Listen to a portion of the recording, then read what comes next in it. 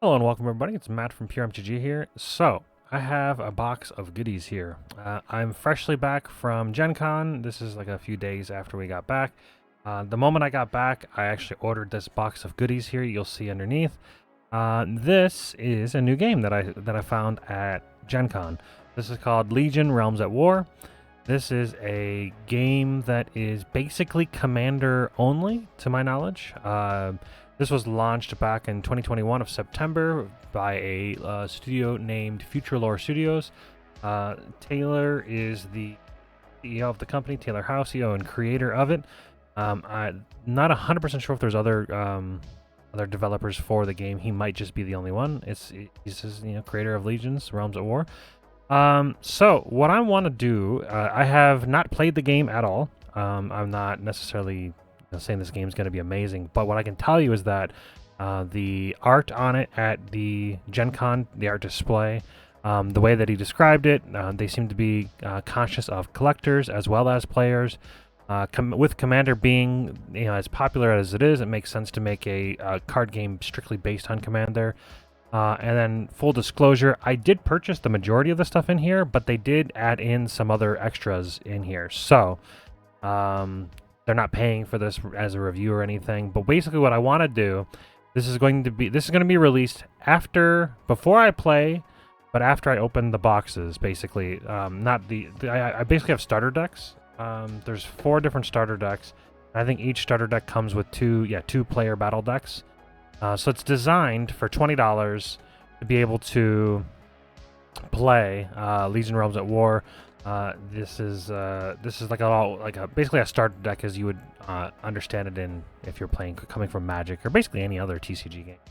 But he did say that he wanted me, Paul, one of the guys that works at the studios, said that it was really important to read this black piece of paper. So we welcome you into the world of Legion Realms at War trading card game. The 2-player starter battle decks have been designed to indulge in the artwork of yesteryear. A one-time only limited print run. Oh, that's one of the things that they actually said they're going to do. Each one of their print runs, it has a specific number of specific number of boxes that will be printed. And that is the only boxes they will print. It's kind of similar to Flesh and Blood, where there's like a first edition print run. They did say that I did ask a few questions, and actually, hopefully, Taylor will be on one of our podcasts on Cardboard Conversations soon.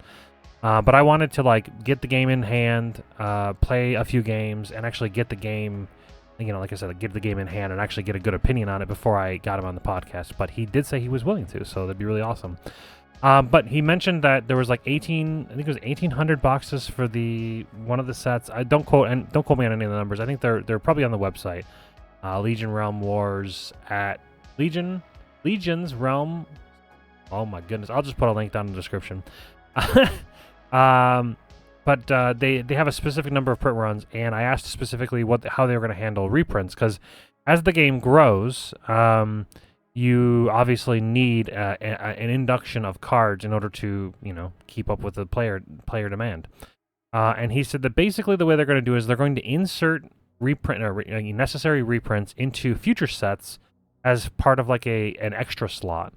So think of kind of like the list, but they will have a different logo or different symbol. Like in the cards, when you see the cards, they have this rarity here. Or not this rarity, this logo here. In the first edition prints, they'll be gold, and then when there are any reprints, they'll be silver. So there will be an indication on whether a card is a first printing or second printing. So for collectors that really are concerned about that in a card game, at least that is being addressed, and I think it's being addressed in a good way. All right, so let's continue reading. So we have Future Lore Studios think the players and collectors may appreciate the collectability of these masterfully hand-drawn pieces of artwork.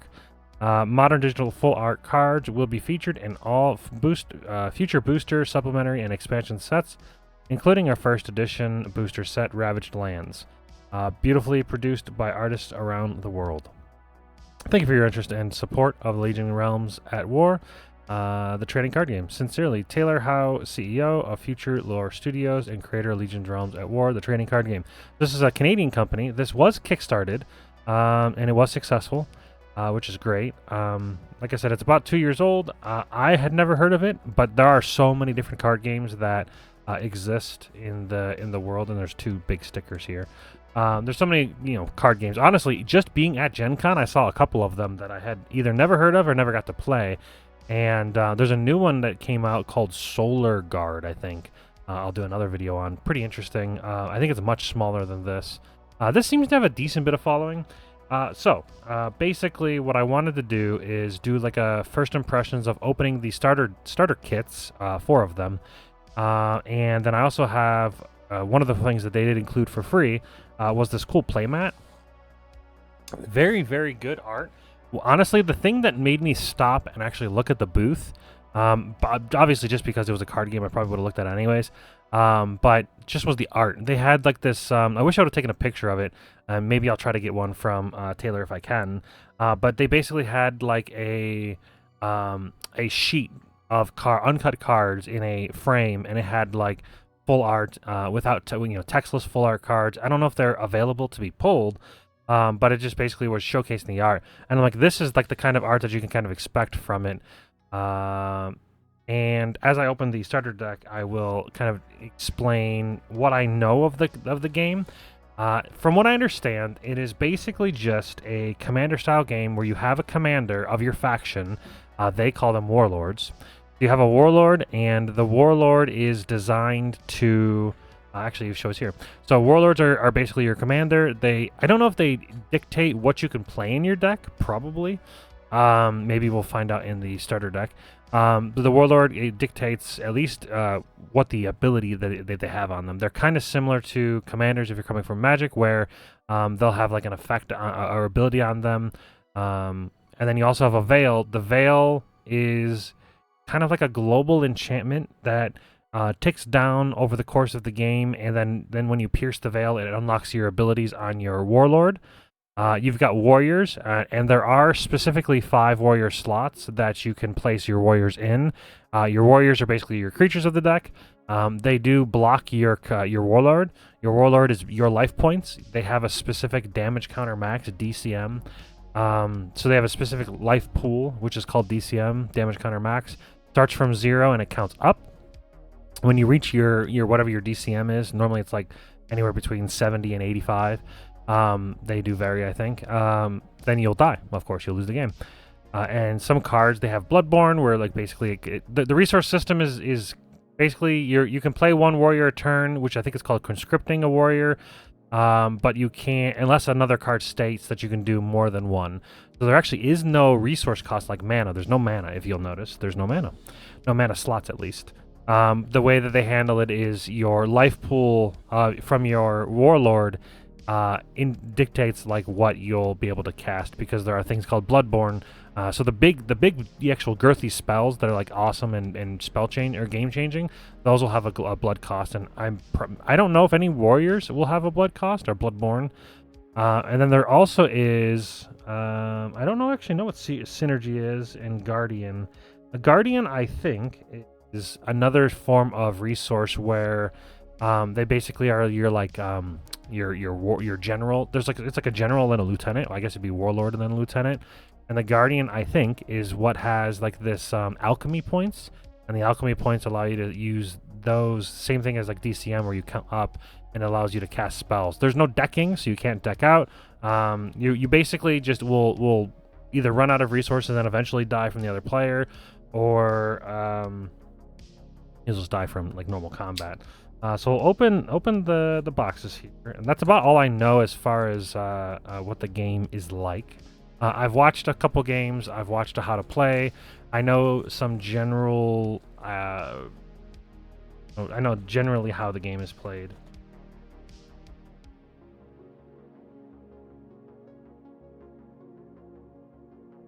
What on earth is happening?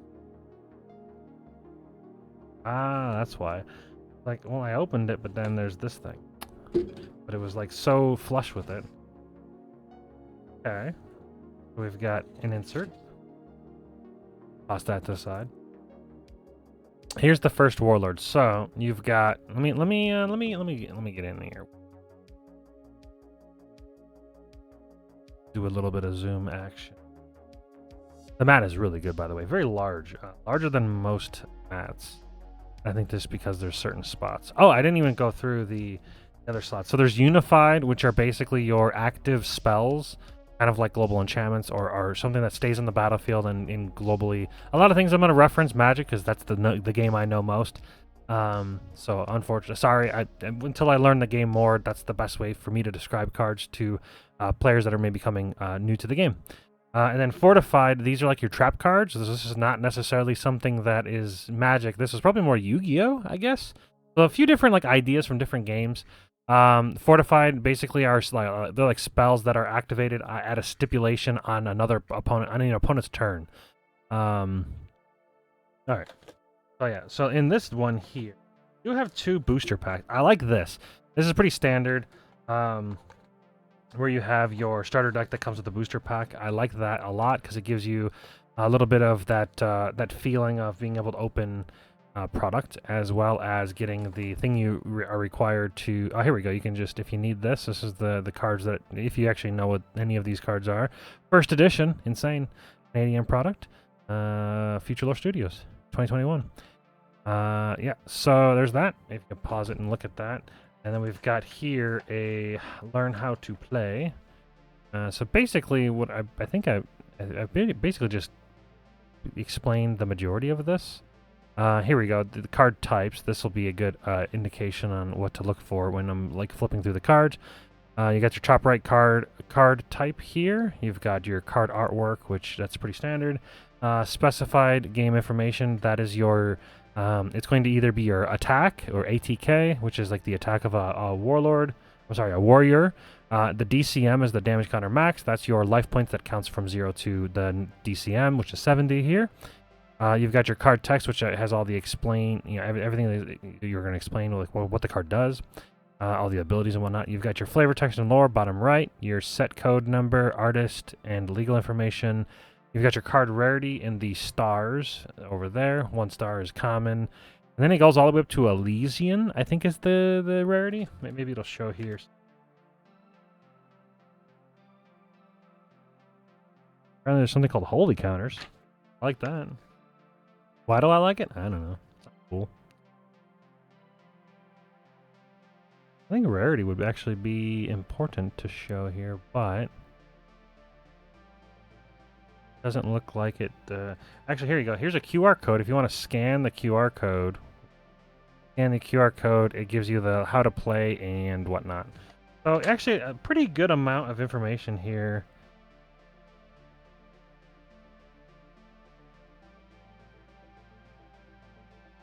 Yeah. All right. So then you got the card name at the left there. It'll be long ways here, and then you've got your Legion crest. I'm not 100% sure if the Legion crest matters. I don't know if your Legion crest is required to match the deck, but I guess once we open the deck, we know. This is what the back of the cards look like. Legion Realms at War. Very good art. Very crisp and clean. They've been working with the printers. I don't know if they're using the standard printers that like the big boys are using, like Magic and Yu-Gi-Oh and all those. Flesh and Blood. I don't know who is their printer, to be completely honest, but I know that they said that they've been working with their printers to try to make sure that like the foils don't pringle and the cost is good. I mean, a booster box is like 60 or 70. Let's look at the store real quick. A booster box, the first new release is $84. They've got boxes as low as $70 for a blister booster box. And when you go to their website, Legions Realms at War .ca, that'll be in the description, of course. Make sure you notice that there are Canadian, so there's going to be a larger number and then a smaller number in USD. So it looks more expensive than it actually is, especially when you're going to check out. It actually shows you in like Canadian dollars versus whatever currency you're in. If you're like US or USD, then it's going to be cheaper in USD, but it'll look higher. So keep an eye out for that. So, all right, we've got 2. Let me zoom in here a little bit more, guys. So, we've got our warlords. This one here, we've got Prometheus, the Eternal Spirit, and Mortis, the Grim Shadow Hand. And this one here has a damage counter max of 65, which is actually pretty low considering this guy has a DCM of 80. So both warlords, they both have special abilities. So we'll focus on this one first. Let's just pull them out of the pack and see how the cards feel.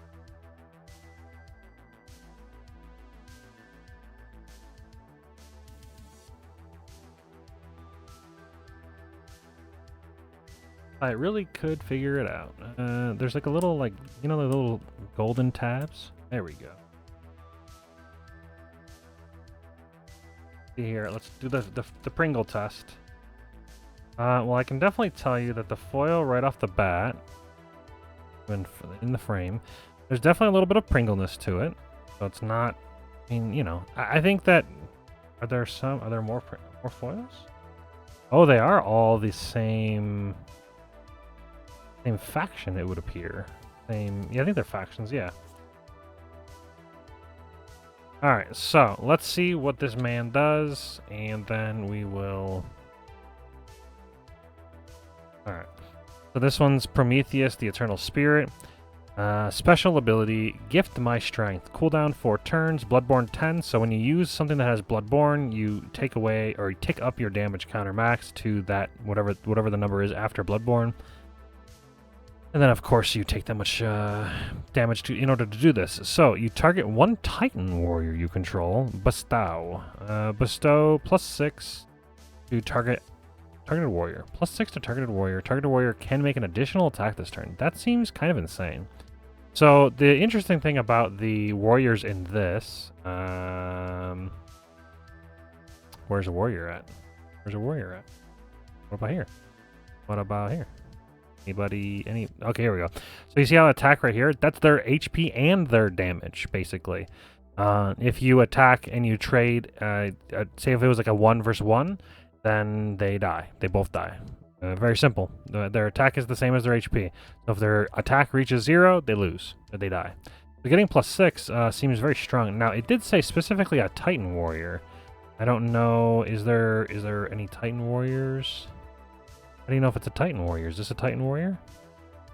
It does say TIT there.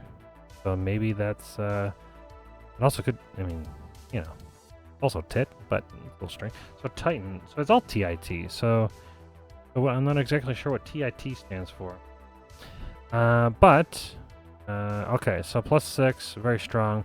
And remember, you can only use these special abilities when you pierce the veil, which is your veil, which I don't know. Oh, here's the veil. All right, so your veil counter starts off at 3. At the start of the game, Veil of Liberation starts with 3 veil counters on it. And then at the beginning of each one of your turns, before you draw, remove a veil counter. So at your upkeep, remove a veil counter from Veil of Liberation. If there are no veil counters, you flip it, and you pierce the veil. And then you flip it, and you do the thing. So this one says, when this card is revealed, immediately activate the following effect. You search your deck for up to 2 Titan Warriors with the attack of 2 or less. Conscript the searched warriors to the side of your field. So conscript is summon, basically. So you go search and you go get 2 cards. Now, so what I'm assuming is this is the faction. Let's see here. Does it show on the box? Titan Warlord, Titan main deck. So if I had to take a guess that this is the Titan faction, that's my guess. Titan Warlord. Does it say on the thing? Be a Warlord of Legion needs you to be. It doesn't quite say it, so that my guess is that's the faction, because that's Undead Warlord, and that's the Titan Warlord. So it would appear that probably can only play Titan cards if your Warlord is of the Titan faction, which that's probably the Titan faction. Okay, so you pierce the veil, you're able to use these abilities. Then they have a magical attack and a physical attack, and you can use one of them on each of your turns. Not 100% sure what's the difference between a magical attack and a physical attack, but I know that you can do one of them on your turn. So the magical attack, Fire of the Gods, deal 5 damage divided how you choose to your opponent's warriors. That seems insane. I mean, considering, the max they go up to is 5. So that seems very strong. And then physical attack, Fist of Might, deal 6 damage. Huh. Yeah, the Warlord definitely seems very strong. Very strong. All right, Synergy. I don't know what the Synergy is, but there is a field over here called Synergy. So CD5, my assumption is that means cooldown 5. Can we confirm? I'm just gonna make assumptions. My assumption means it means cooldown 5. Target one Titan warrior on your side of the field. You can bestow to give +1 attack to the targeted warrior. Then the targeted warrior can attack an additional time this turn. Oof, the many attacks each turn seems really strong. Also, most notably, so if you have an attack from a creature, say their attack is 5. Where's the creature? Where's the warlords? Warriors. Warriors and warlords. They must be in the back. So say you have an attack 5 warrior. Say you attack something that is 1, and you attack something, so you can attack twice. Say you attack something that's 1, and you attack something that's 3. That's 4 damage that this thing has received this turn. The damage does heal by the end of the turn if it doesn't die. That's very interesting. Alright. Unified. Unified are the spells. If they have ACT on them, that means they're active. Or, yes, that means they're active. That means they stay on the battlefield and they have like an effect that continues. You can only play this card if your Titan Warlord is Prometheus the Eternal Spirit. If you activate this card, when your veil has not been pierced, you have to pay the Bloodborne 10, which is pretty insane. Then flip over your veil. Oh, so you can pierce the veil early. Huh. That's interesting. I was wondering if there was a way to do that, because if you pierce the veil early, you get to use your Warlord right away, which actually seems kind of insane. Wow, this card seems very strong. Is there rarity on these? Huh. It would appear that the starter decks might not have rarity. Yeah, they don't have any rarity. Very strange.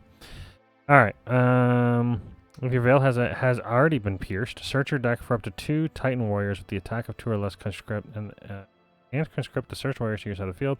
This can only be activated once per game. Well, yeah, I mean, it's very strong. Huh. Bloodborne 2, Unified. Eradicate 1 Primordial Titan Warrior from your hand, face up. Then target 1 other Primordial card in your Eradication Zone. Eradication Zone must be like Graveyard, I imagine? There is a discard pile, so Eradication Zone could be different. Maybe Exile or something? Or maybe your creatures go to your Eradication Zone and your spells don't?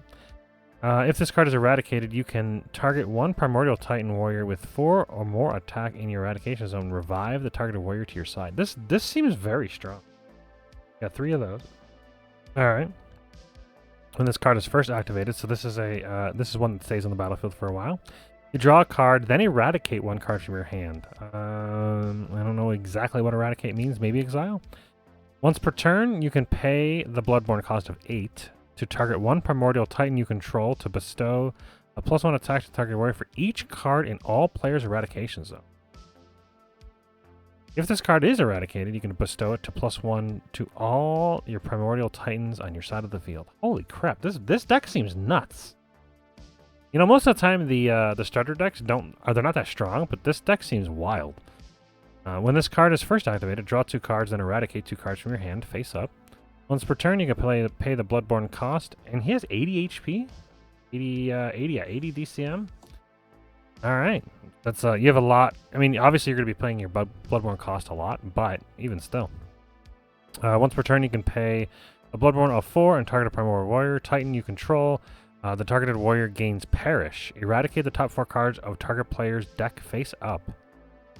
If this card is eradicated, you can pay the Bloodborne cost to draw 2 cards. Oof. It has lots of, like... Oh, I thought the art was the same for a second. It has lots of, like, you're able to, like, reuse the cards in multiple different zones many times. I mean, obviously, card draw is very strong. You start with 6 cards in your hand. You have a max of 8. And you discard at the end of the turn as well. So, so there's a discard pile in the Eradication Zone. Not 100% sure what the difference of that is, but you can target stuff in your Eradication Zone, so it would appear that it's not quite Exile. Bloodborne 5, Unified. Target up to 2 Titan cards in your Eradication Zone. Add the targeted cards to your hand. Also, there's no Summoning Sickness, by the way. So if you reanimate these things, you can just attack right away. Seems very strong. If this card is eradicated, you can then shuffle this card back into your deck and then draw a card. Fine. You can only activate each effect of Gift from Arian once per turn. Arion. Is that what this is called? Yes. 3 of those. Search your deck for up to 3. Another unified card. Search your deck for up to 3 Titan Warriors. Eradicate the searched warriors face up. Okay. Then target 1 Titan Warrior in your eradication zone. Revive the targeted warrior to your side of the field and bestow +6 to the targeted warrior until end of turn. If this card is eradicated, you can then target 1 Titan Warrior on your side of the field. You can bestow it to +3 to the target attack warrior until the end of turn. I was under the assumption that with the monsters only having, with the warriors only having 1 through 5 attack, that you wouldn't have very many things that give like a crazy amount of power. But these are like +6, +3. I mean, like these are plussing more than the highest attack in your deck. And this guy, he was attacking for being able to like distribute 6 damage as you see fit across all their warriors. Seems very strong. I should probably be not covering the names. So you've got once per turn you can pay the Bloodborne cost 8. That's quite a lot. And target a Primordial Titan on your side of the field. And the original attack of... with the original attack of 4 or more, you double the targeted warrior's original attack. Okay. Once per turn... Oh my god. So if you had... it is Bloodborne 8, so you're actually paying a lot of life for this. But if you had like a +6 on that guy until end of turn, and then you play this as well... that's at least 20 damage. Okay. Once per turn, if you control 2 or more Titans with attack higher than the original attack, you can pay their Bloodborne cost of 8 again, and target 1 card on the field and eradicate the targeted card. You can only control 1 face-up gift of the Primordial Fire. You've got the Titan Temper. Bloodborne 15. Holy. As additional cost to play this card, target 10 Titan cards in your discard pile. Eradicate the targeted card. So there definitely is a difference between discard and eradicate. Alright. Target 1 Titan warrior you control. Double the current attack of the targeted warrior. If this card... That seems bad. That seems really bad. I mean, when you have all the other cards doing the thing, and then all of a sudden... So unless... Okay, unless eradicating your warriors from your discard pile to your eradication zone is a good thing. And plus it says Titan cards, so it could be these could all be Titan cards, I assume. Eradicate the targeted cards. Target 1 Titan warrior control. Double the current attack of the targeted warrior. I mean, this could be like a big finisher. There's only 1 in there. All right, but the cost is huge. 15 life. You start with 80, so maybe it's not so bad. It is like your mana, so. It's like your fuel. It's your life pool, so it's like a double resource, which is interesting. Bloodborne 5, choose a number between 1 and 10. Alright. Eradicate the bottom X cards of your deck face up, where X is the number chosen. You deal X -1 to target player's warlord for each primordial Titan warrior eradicated by this effect. If it's eradicated, you can then choose to activate this card's initial effect without paying the Bloodborne cost. Huh. You've got Prometheus Sacrificed, Bloodborne 6. You can only activate this card if your Titan Warlord is Prometheus the Eternal Spirit. Negate the activation of an opponent's fortified card that targets 1 or more Titan cards on your side of the field. And then if it's eradicated, you can play the Bloodborne cost of 6 and add this card from your eradication zone to your hand. 3 of those. You got Bloodborne 8. Destroy all fortified cards on the field. Remember, fortified are like the traps, the things that can be activated on opponents' turns, and they have like stipulations on how they can activate. If this card is eradicated, eradicate the top 2 cards of each player's deck face up.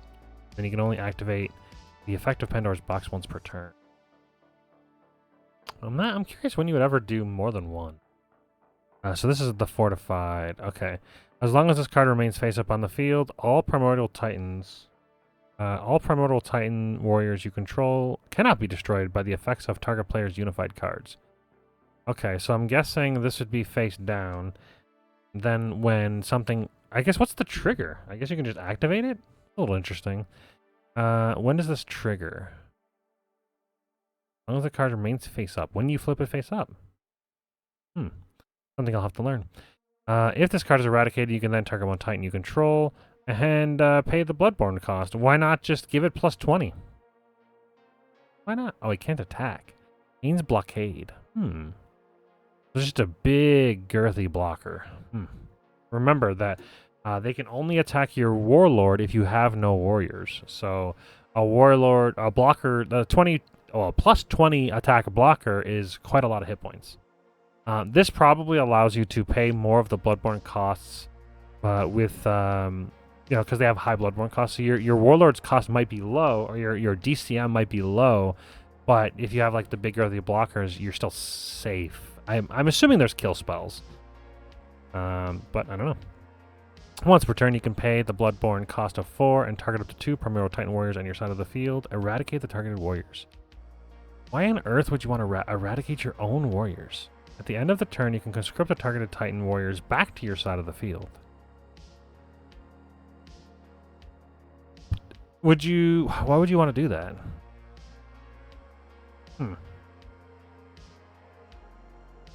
I wonder if you could do it in response to combat damage? Probably not. Maybe? You can target 2, eradicate them. Maybe if they have like, maybe if they think, no, they'll just heal back to full. I don't know why you'd ever want to do that. Maybe there's like stuff like on die effects. Bloodborne 8.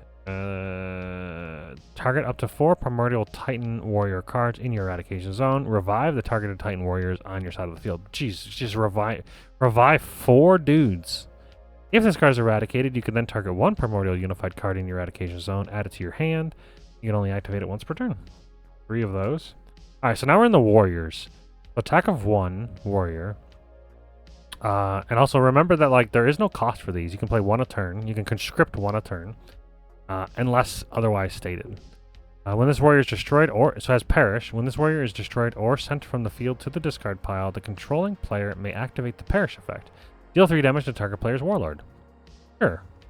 3 of those. You've got another plunder, something with plunder. So there's perish and plunder, 1 attack. When this warrior enters play, the controlling player offers their deck to an opponent to cut. The opponent cuts the deck, and the controlling player draws a card from the pile the deck was cut to. Then, return the deck back to its original position. You get to just draw a card, the controlling player, so myself. You just get to draw a card, but not from the top, from like the middle of your deck, or however it's cut. Okay, attack of 1, recover 5. When this warrior enters play, the controlling player can choose to reduce the damage counter max of their warlord by the number of recover. I wonder why you would never do that. I think you can go over your max. You can go over, I guess, could you go negative? Probably not. 3 of those. And you've just got some vanilla guys, attack of power 2. 2 of those. And then some more vanilla guys, attack of power 3, then 4, then 5.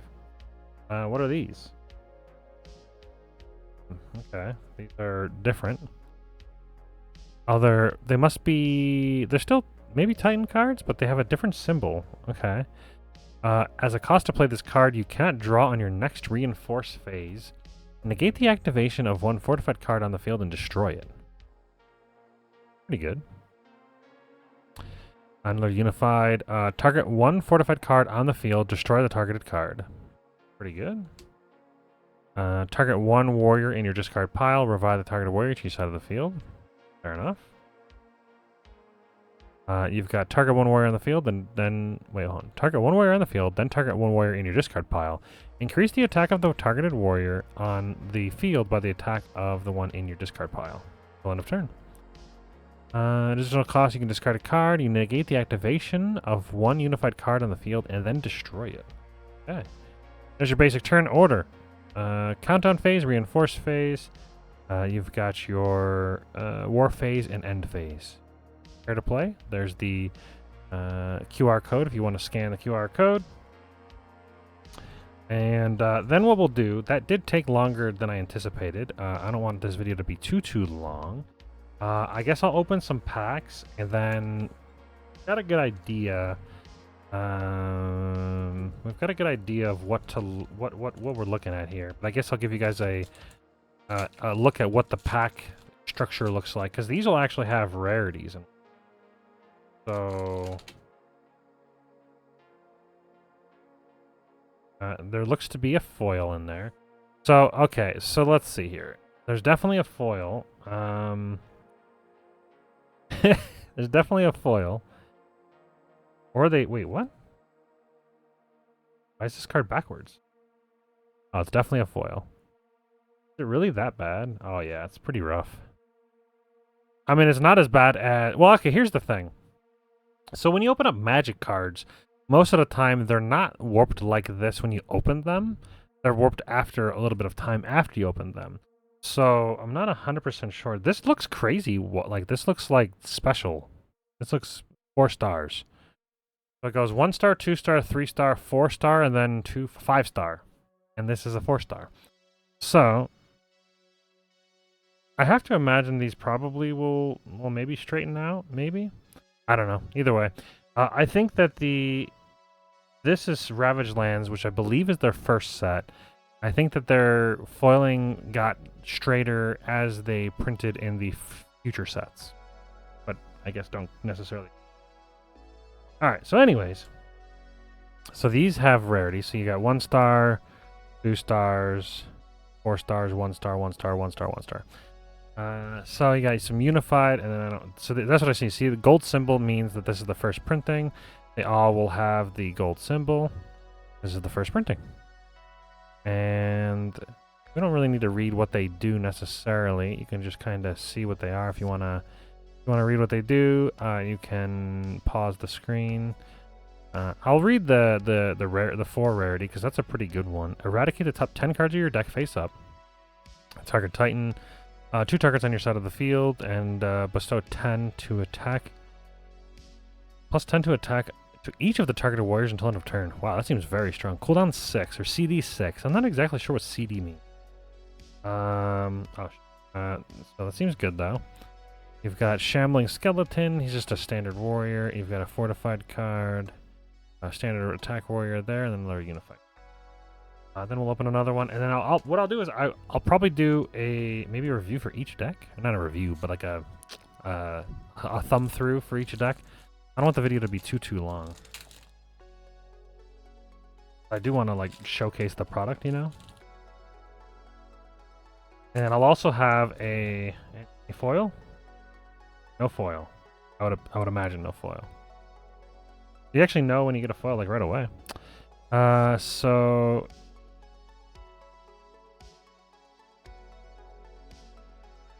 Lands of Fire and Ice. The art looks great on a lot of these cards. Big fan. Alright, so I got a 3 rarity. 3 rarity is probably like the standard rare. Is it good? Bloodborne 10, Consume 10. So the Consume is that like alchemy cost that I was talking about. Probably a Guardian, I think, is what it's called. I don't really see any other field on the playmat. They have the same kind of thing as like DCM or Damage Counter Max, where they have a certain number of points they can use. I think they're called alchemy points. This would consume 10. So this card has to be insane because it's Bloodborne cost 10 and consume 10. You can only play this card if your hero guardian is the Mystic Druid Leader of the Hood. Don't got that yet. Negate the activation of target player's unified card and destroy it. The targeted player cannot activate any other unified cards for the rest of the turn. So it's like a Force of Will, basically. No, it's not really. I mean, I guess it kind of is. It's a weird one because it has to be a fortified card, so it's like an instant or a trap card. And then you have to flip it face up, and then you have to pay like 1 billion everything, Bloodborne and Consume. And then you can only play it if you have the Mystic Druid as your commander or your warlord. And then it negates the act. I mean, unified cards are strong, so maybe it's strong. I don't know. Ooh, you've got this weird looking bird owl thing. Or gargoyle thing, I should say. There you go. And I guess what I'll do with this one, I'll keep each starter deck as one. I'm just gonna thumb through this one really quick after I read what the warlord does. And you can at least see what the cards are. Now we have like a general idea of what we're looking for. There's a little bit of a bow to the cards, but you have to remember these are probably the first printing, and I think they have gotten better. All right, so what does this do? So you only have 65 DCM, which is pretty low. Special ability Death Wave, excellent. Cooldown 4 turns, deal X damage to all warriors on the battlefield. I'm sorry, on the field, where X is the total number of undead cards in your discard pile. And then you have a magical attack. Send the top 3 cards of target player's deck to the discard pile. Then deal 1 damage to all target players' warriors. And you can just do a physical attack of 5. Look at that thing. Pretty cool. Then the veil. What happens when you pierce the veil? The target player must sacrifice 2 cards on their side of the field if able. So I imagine 2 cards could be 2 activated unified cards or fortified cards or warriors. I can't imagine you can sacrifice your warlord because then. And you've got your synergy cards. Send the top 6 cards of your deck to the discard pile. So it's like a self-mill, like a warrior or a self-mill zombie deck. It seems like. Target player sacrifices X cards on their side of the field, or X is then the amount of undead warriors sent to your discard pile. Yeah, so undead warriors, a little bit of undead warrior themes here. Yeah, I'll just flip through here real quick, and you guys will be able to see what's in here. Then, ideally, what I'm going to try to do is I'm going to try to get some games in, and then do more of these videos and kind of explore the game in its fullest later on. Oof, look at that. This is definitely undead, carnage, creepy, wild stuff here. Now, I think these are exclusive. Now, I'm not 100% sure if these cards, these named cards, are exclusive to the starter decks, or if it's only the art that is exclusive to the starter deck. I'm not 100% sure on that, because there's no rarity symbols, which is a little weird.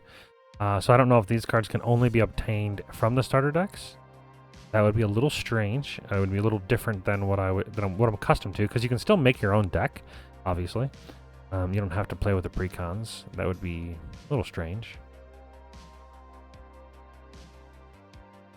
There's something this reminds me of, but I'm not kind of like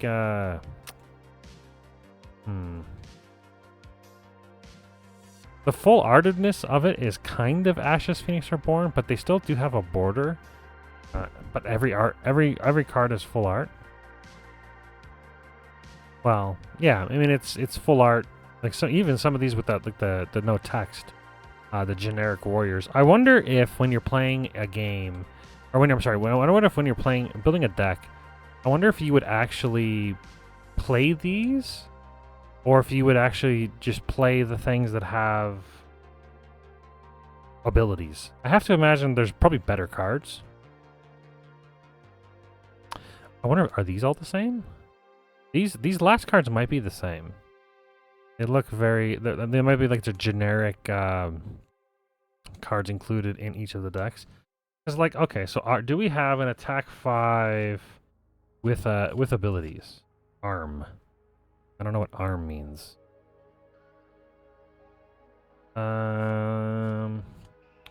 Looks like the attacks of 1s have abilities, but I don't see a single card here yet.